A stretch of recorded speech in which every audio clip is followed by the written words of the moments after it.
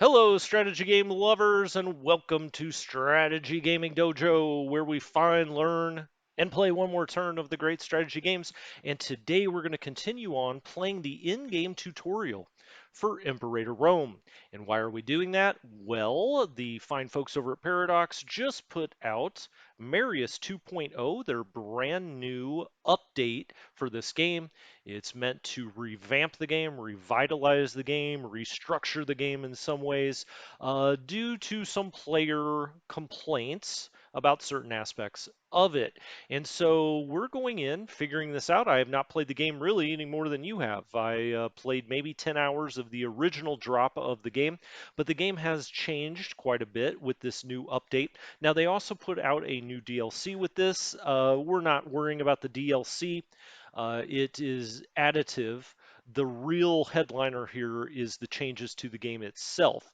And so while I have played a lot of Paradox games, got a lot of hours in all their games, I've never really played this one. So we're learning it together. And as you see in the in-game tutorial, they give you some objectives and a little checklist over here. So what have we done? Well, we tried to stabilize Rome, and we went about that by performing an animal sacrifice. And we did that over here at the religion tab.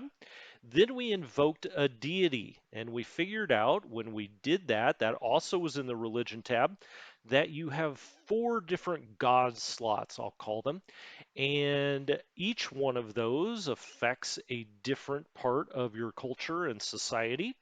And you get a passive bonus for each one of those slots, depending on the god that you pick for those slots. Okay, that's simple enough. Then you can invoke one of the gods and you get a second bonus. All right, and we invoked Mars because we wanted a military bonus. You can go back to the previous episodes and see us doing all of that. Then the third thing is we had to build a port in Capua, and we did that right down here in beautiful Capua. You can see we're building a ship here. We'll get to that in a moment, but Port of Capua, Tier 1, we built that. All right, so we fulfilled that requirement. Then they asked us to construct an aqueduct in Rome. And if we go up here and we go to Rome. Now, one thing, well, first of all, we've got this pop-up here. Let's get rid of this pop-up really quickly, although I'm going to come back to it because I had a question about it in the last episode, and I think I have an answer, even though it might not be satisfactory. So anyway, this Aulus Virginus, this guy here, was caught red-handed using his status to make some particularly shady business deals. While punishment must be meted out, we must decide how severe it should be. Okay, so the game, much like Crusader Kings 3, is going to give us certain conundrums or choices to make, decisions to make, and generally those will have a cost benefit. And so we are Publius Phobius Sophus. Actually, we are Rome. I should stop saying that we're him because we're not really that character. And I'm in CK3 mode. This is like a mixture between EU4 and CK3. We're Rome. He is the current ruler. So, when you see loyalty, for instance, that is to Rome itself. It is not to our current character. We will, I assume, always be playing the ruler of Rome, whoever that may be. And so loyalty, things like that, that we maybe if you've played CK3, you think of as being towards your character. That's not really how this works. It's more like EU4. It's towards the country or the province or the region that you are controlling. So anyway, um, but Publius Fabius Sophus is our current ruler. He would gain 10 corruption here if we pick this one, which is a slap on the wrist. We're basically saying, okay, a little bribery, whatever. But this guy over here would give us 15 more loyalty. Okay, I say give Rome 15 more loyalty. This one is a hefty fine, so he would lose 100 gold. He would lose 10 loyalty to us, but we or our current ruler would gain 5 popularity. Okay, it's not terrible. You can see here that this Aulus Virginius would lose 10 loyalty, but he's got a current 74. I'm going to assume 50 is kind of the midpoint. And then finally, if we, remove him from power immediately, he loses his position. He only loses 15 loyalty. Gosh, you would think it'd be a lot more than that towards the state. And our ruler would gain 25 popularity. He's currently 63. Well, that seems pretty good. Now, the question I had last time is, who is this guy? I mean, I get that he is the the plebes tribune, okay? And just because I know Roman history, I know what that is, but I don't really know why we appointed him there. And then I asked the question last time, what family is this guy in? I mean, I know families are important, and I couldn't really figure that out. And so that was a little bit frustrating, but I think I have somewhat of an answer for that. But we're going to get to that in a minute. We're just going to remove him from power. Adios. The reason I wanted to know if he was part of the family is if he was related to us or if it somehow benefited us that he was in that position. I may not want to have wanted to remove him, but I just didn't know, whether he was or whether he wasn't. And so I've looked all around. So let's look at our ruler, our current ruler here, okay? Uh, this says he's part of a part of Rome, the power of Rome. He's got traits down here. He's jealous, victorious, and wise, okay? This is his health, his senatorial influence. Um, we don't know what these convictions are yet. His statesmanship's a 66. Okay. I figured out these are the four traits that all characters have: finesse, zeal, charisma, and martial. All right, we can kind of figure those out from having played other Paradox games. Level of corruption, statesmanship, his loyalty to Rome. Now, this is what I was talking about when it comes to loyalty. This is to Rome, not to himself or to a family or a dynasty or anything else. Popularity, we just gained 25 because we sacked that guy. All right, and then this, and that. I don't see where you can see where his family is. This is family and relationships. So we have a wife here, we have children, we have a son that's like 21 years old. We have a friend. That's nice, right? Evidently, we're siphoning funds down here. I don't know how that happened. And there's some things we can do. Okay, so where do we find out where his family is, or what family even the ruler is?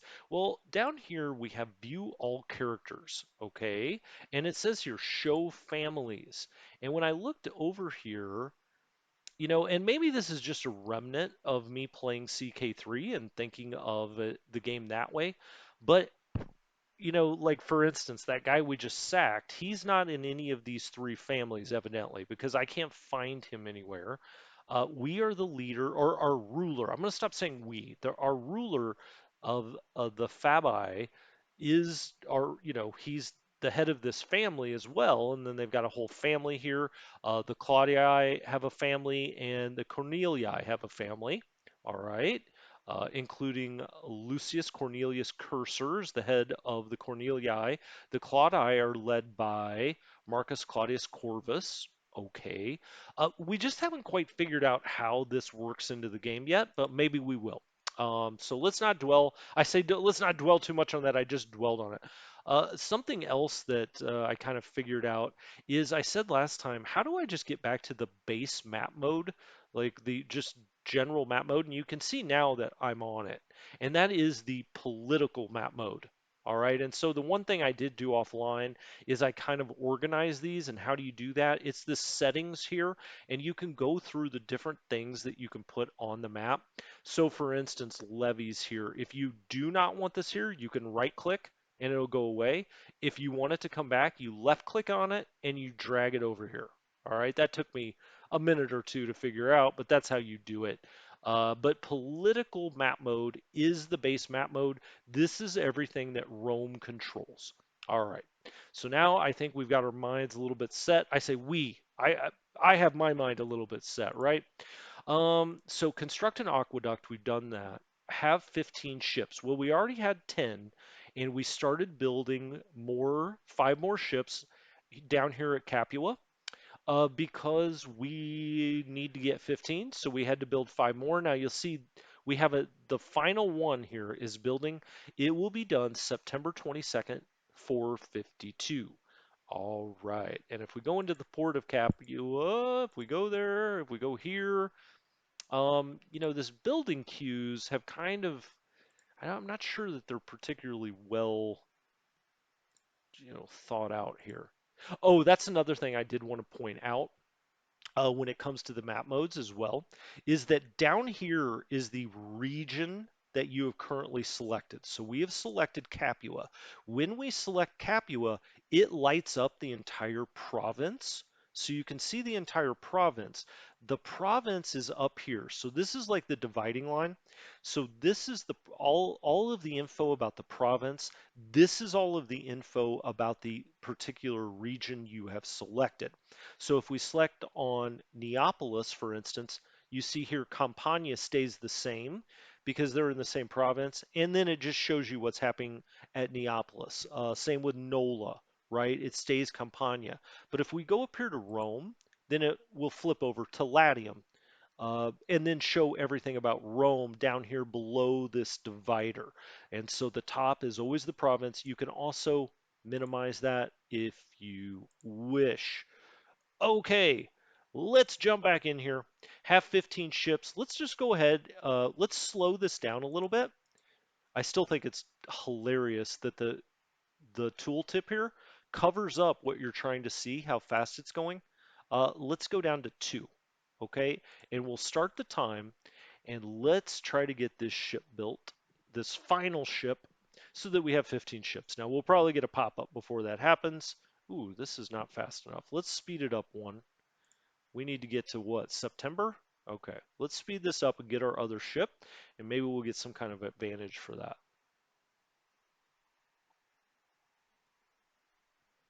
I think it said September 22nd. Let's go. Come on. Come on, shipbuilders. You got this. September 22nd. Pause. All right, and you see this lit up here. So we'll click that. We have done that now. Now Rome has a grand navy fit to exert dominance over the Mediterranean. As a reward for this objective, we're going to give Rome a temporary modifier to make the next objective a little easier. And what is that? Rome gains Roman construction for 120 months. Build cost is negative 25%. Build time is negative 25%. Onwards! Okay. The next thing we need to do is import fish to Latium. All right. In order to keep your territories from starving, you will need to provide them with enough food to keep on growing. Rome is safe from starvation for the time being. However, importing fish to Latium will increase the growth speed of your pops. Latium is the province. Now we just talked about that, right? On the mode here. So when we click here, we see that this is the city of Rome, but up here it's the province of Latium. And if we pop that up, that's our province. Okay. Right. So Latium is the province to which the city of Rome belongs. To import fish, you need to open the province view. First, click on any territory in Latium. This opens the territory view. That's what we just talked about. So we clicked on Rome. That opened up the territory. I guess these are called territories. I'll stop calling them regions. They're territories. So click on any territory in Latium and that opens the territory view. The province view is minimized by default, but is expanded by clicking the arrow button left of the close, blah, blah, blah, blah. Once you've expanded the province view, there is an import button on the bottom left corner of the province view. Click on this and then select fish. Here you will be able to see which provinces have surplus to export with the owning country displayed on the left. Countries with the red, okay, my goodness, that was a lot of information, but I think I get it. So let's click on Rome. When we click on Rome, it brings up Latium. We could also click on, Cures up here or down here, Norba. Let's just do it on Norba, right? Everything happens at Rome. We don't need to do it Rome. And here is the import button right here. Now it said it was in the bottom left. It's not. It's in the bottom right, but that's fine. We'll click import. Oh my goodness. Wow, look at all these trade goods. I had no idea this game had this many trade goods. Let's hope this is done well because I don't, I mean, I love the idea of a lot of trade goods. I love Victoria 2, for instance. Great game once you get the hang of it. But if it's not done well, this just becomes kind of garbage, you know what I mean? So let's, here we see fish. All right. What do we click? We just click on the fish. Okay, great. Trade goods, fish. Now I assume these are all the different places where we could get fish. Okay. Now how do we go see where is Liburnia? I think I know it. Yeah, it's right over here. So this is Liburnia, and it's telling us so this is all done province to province, all right? Okay, well that's kind of good to know, I think. We'll go. Oh, I said we're not going to do it in Rome this time. So let's go to Norba. No, we don't want diplomacy. Let's go back to Norba. We're going to import fish Liburnia. Now it said to do it at the top one. So if we click on the little flag, it'll take us to where that is. Can we click on this? No. This is just, I guess in this game, this is just the check mark because it said we'd get a red button if we could not do this. Um, okay. All right. Well, we'll click Liburnia. We are now importing fish from the province of Liburnia to province Latium. That's ours. Latium gained the following benefits: local monthly food +3. All right, trade successful. Well, that was easy enough. Can we go up here? Yeah, okay. The people of Rome are now receiving the fish you have imported. Other trade goods have a variety of different bonuses that you can harness. We recommend you take a moment to check them out in the trade goods screen you used before. This task has shown you how to set up trade routes manually, but in the event you do not want to do that for a specific province, you can tell the local governor to handle trade for you. Ah, okay, so you can automate trade. That's kind of scary to me. I know some people don't want to deal with that, but I also think sometimes when you can automate things, it's because it's not deep enough to where it matters that much. Does that make sense? Hmm. Well, I guess we're going to see. This is done in the nation overview screen. What is done? This is done. Okay. To automate trade. With automatic trade turned on, the local governor will try to maximize profits while also trying to keep the province food storage well filled. Okay, this is our nation overview. So let's move this over here. I don't see anything there. How about Oh, okay. So here's our governorships. All right. Italia, Magna Graecia. Um, what happened? Okay. Oh, okay. So we click on Italia. These are our provinces. Right. What's over here? Aha. I knew it was probably right over here just from playing Paradox games. Automatic trade. Enable automatic trading for this province. Okay, so you can go province by province in Magna Graecia, Campania, Apulia. Okay, so you can automatic trade if you want. What's this? Go to location.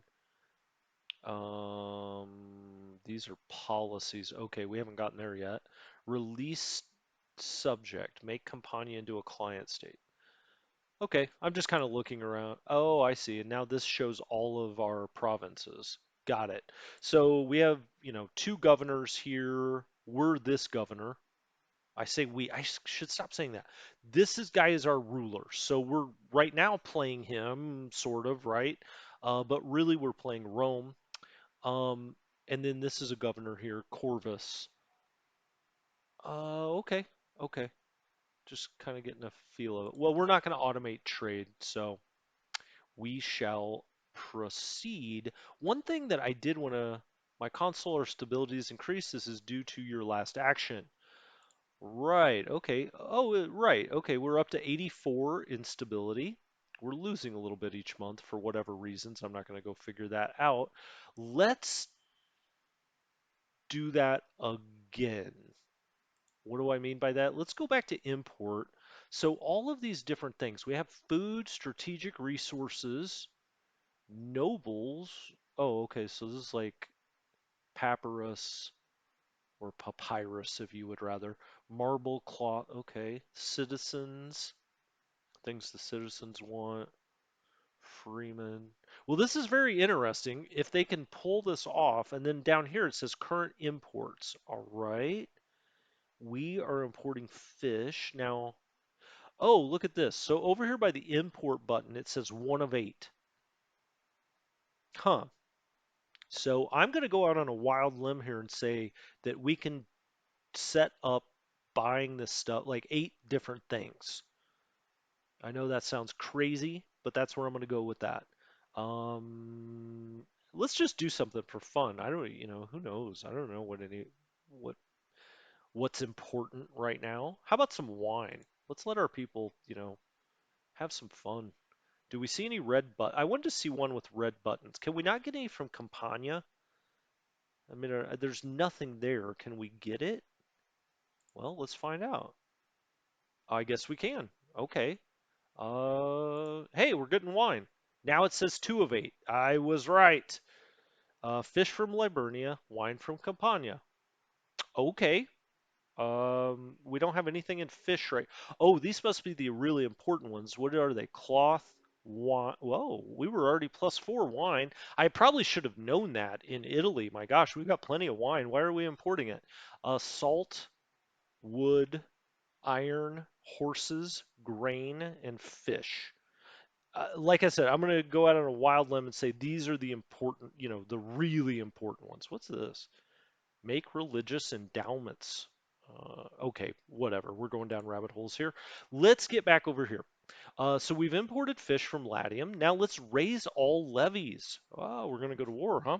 Now this is one of the changes that I know that they made with this update is before the military system was not really based around levies, which is how militaries of this time were structured, right? The Roman legions did not were not in existence in 301 BC. Um, Now, very shortly after this, they did start to think about a professional army and start, eventually there was one legion and then that grew and grew. But at this point, what you would do is call out to the governors of these places or the heads of these territories and say, send me as many men as you can, right? You promised me you would send me these guys. So in order to go to war, we must call the people of Rome to arms. Levies can be raised from the military view in the sidebar. This will call a portion of your free population to arms and generate a number of fighting units. Okay. As long as levies are raised, the pops that have been called to arms will not be providing tax, manpower, research points, or commerce. Okay, that's good. I always like when you raise an army if it reduces like all the things that citizens do. It's so unrealistic, right? When you put together an army of all of your pops but your farming doesn't go down, your food production doesn't go down. Anyway, resulting in significant drain in your economy, you should therefore only raise when at war or when planning to go to war. In time, you will be able to create permanent armies known as legions, which will stay raised permanently in return for gold. There's a maintenance cost, obviously. When first raised, levies have reduced morale. This will reach its normal maximum a few months after they've been raised. Go ahead and raise your levies so that we can make war on our neighbors like Sabinia. Okay. Our reward would be that Rome gains 10% morale and 5% discipline. All right, so military is over here. That looks like, yep, that looks like a military helmet to me.